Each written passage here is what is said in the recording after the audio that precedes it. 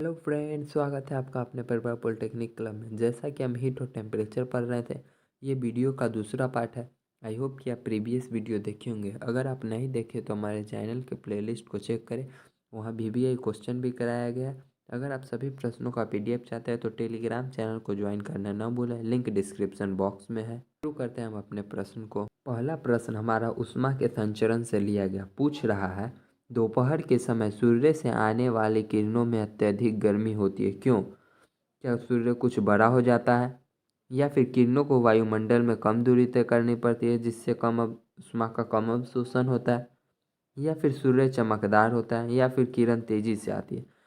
बात करें correct answer की तो ऑप्शन नंबर बी हुआ, क्योंकि किरणों को वायुमंडल में कम दूरी तय करनी पड़ती है जिससे ऊष्मा का अवशोषण कम होता है, इसलिए हमें दोपहर के समय अत्यधिक गर्मी का एहसास होता है। नेक्स्ट प्रश्न में आपसे पूछा गया है, किसी वस्तु की सतह से उत्सर्जित विकिरण की दर किसके अनुक्रमानुपाती होती है?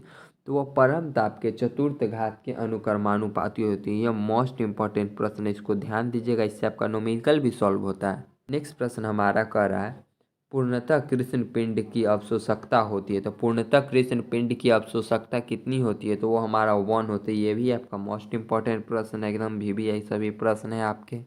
नेक्स्ट प्रश्न हमारा है, कंबल से ढकने पर बर्फ नहीं पिघलता है, क्यों? कंबल ऊनी होता है इसलिए, या फिर कंबल मोटा होता है, या फिर कंबल ऊष्मा का सुचालक होता है, या फिर कंबल ऊष्मा का कुचालक होता है? तो करेक्ट आंसर हम लोग का हो जाएगा यहाँ पर ऑप्शन नंबर डी। क्यों? क्योंकि कंबल ऊष्मा का कुचालक होता है, जिस कारण से बर्फ को अगर हम लोग कंबल से ढक देते हैं तो वह नहीं पिघलती है। आगे प्रश्न में पूछा गया है, किसके द्वारा ऊष्मा का सबसे तेजी से संचारित होता है? मतलब किसके द्वारा ऊष्मा का सबसे तेजी से संचारण या उसका वेग होगा, चाहे जल्दी जाएगा? ऑप्शन आपके पास है, संवहन द्वारा, चालन द्वारा, विकिरण द्वारा, या सभी में समान। तो बात करें करेक्ट आंसर की तो ऑप्शन नंबर ई, विकिरण द्वारा सबसे तेजी से ऊष्मा प्रवाहित होती है। आगे प्रश्न में आपसे पूछा गया है, यदि किसी पिंड का परमताप 3 गुना कर दिया जाए तो उससे उत्सर्जित ऊष्मीय विकिरण की दर कितनी गुना हो जाए? अभी हम लोगों ने देखा कि उससे उत्सर्जित विकिरण की दर कितनी हो जाती है, इक्वल टू हो जाता है T⁴। यहाँ कितना गुना बोला है? बल 3 गुना कर दिया जाए तो 3 के पावर हम लोग 4 करेंगे, यानी कि हम लोग का 81 गुनी हो जाएगी। ऑप्शन नंबर बी हम लोग का करेक्ट आंसर हो जाएगा। आई होप कि अच्छे से समझे होंगे। वीडियो पसंद आ रहा है तो लाइक ज़रूर करें। अगला प्रश्न हमारा है, किसी वस्तु का परमताप 2 गुना कर देने से उससे उत्सर्जित विकिरण की दर, फिर वही गुना, यहाँ पर 2 गुना कर दिया गया था, वहाँ 3 गुना कर दिया था, हम लोग 2 लिखेंगे और 2 के पावर 4 लिख देंगे, क्योंकि परमताप के 4 गुना होती है इसलिए 4 लिखे।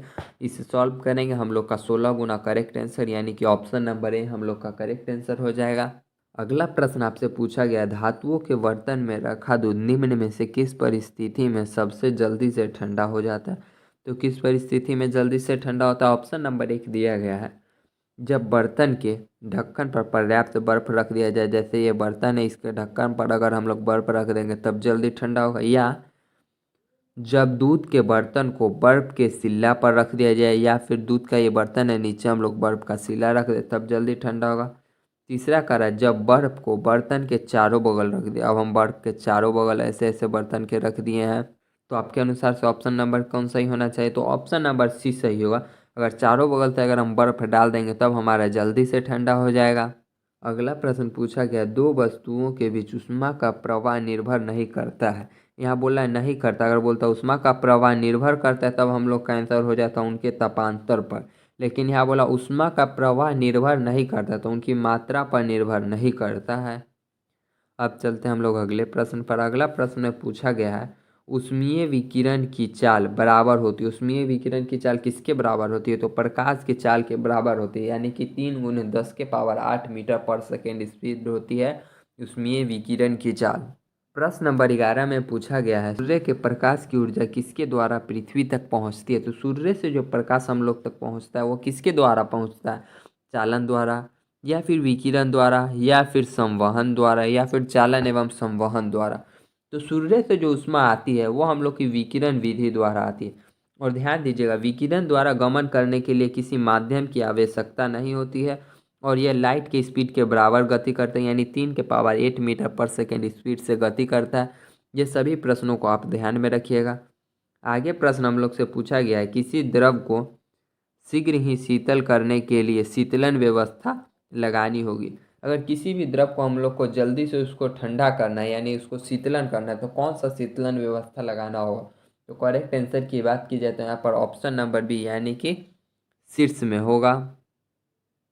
अगला प्रश्न में पूछा गया है, ऊष्मा का सबसे अच्छा चालक है। तो ऊष्मा का सबसे अच्छा चालक आप सभी जानते होंगे कि तांबा ऊष्मा का सबसे अच्छा चालक होता है। नेक्स्ट प्रश्न पूछा गया है, विकिरण द्वारा ऊष्मा के स्थानांतरण की चाल होती है, मतलब उसका जो गति होता है वो कैसा होता है। तो हमने अभी आपको बताया कि वो लाइट की स्पीड के बराबर होती है और लाइट की स्पीड हम लोग का 3 × 10⁸ मीटर पर सेकेंड होता है, यानी कि ऑप्शन नंबर ए हम लोग का करेक्ट आंसर होगा। आगे प्रश्न हमारा है, यांत्रिक कार्य तथा उत्पन्न ऊष्मा में संबंध प्रदर्शित करने वाला समीकरण है। तो ऑप्शन नंबर है यानी कि W/H = J होता है। ये यांत्रिक कार्य तथा ऊष्मा में संबंध स्थापित करने का इक्वेशन है। इससे आपका न्यूमेरिकल भी सॉल्व होते हैं।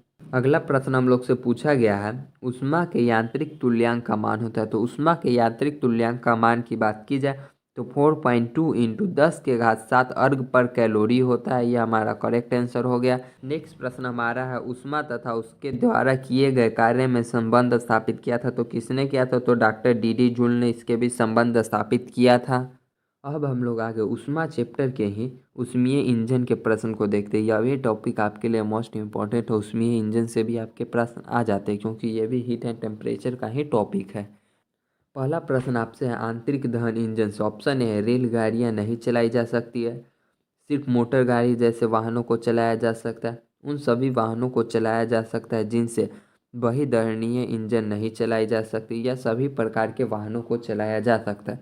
तो ऑप्शन नंबर डी हम लोग का करेक्ट आंसर होगा। आंतरिक दहन इंजन से हम लोग सभी प्रकार के वाहनों को चला सकते हैं। अब आप सोच रहे होंगे आंतरिक दहन और बाह्य दहन क्या।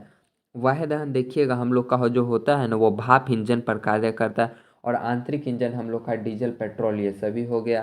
आई होप कि आप अच्छे से समझे होंगे। आगे प्रश्न हमारा है, भाप इंजन की दक्षता कोटि होती है।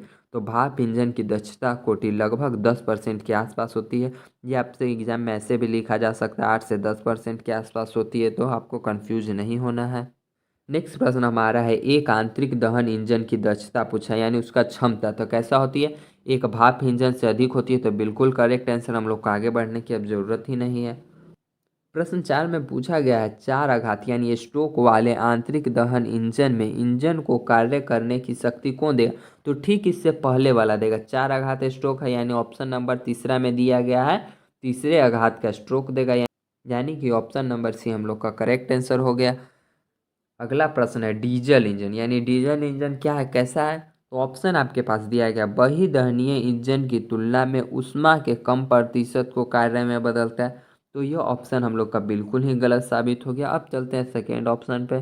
बोल रहा है पेट्रोल इंजन की तुलना में ऊष्मा के अत्यधिक प्रतिशत को कार्य में बदलता है। तो सही बात है, डीजल इंजन जो है ऊष्मा के अत्यधिक कार्य में बदलता है, लेकिन थोड़ा पेट्रोल इंजन उससे थोड़ा पीछे ही रह जाती है। ऑप्शन नंबर बी हम लोग का करेक्ट आंसर हो गया।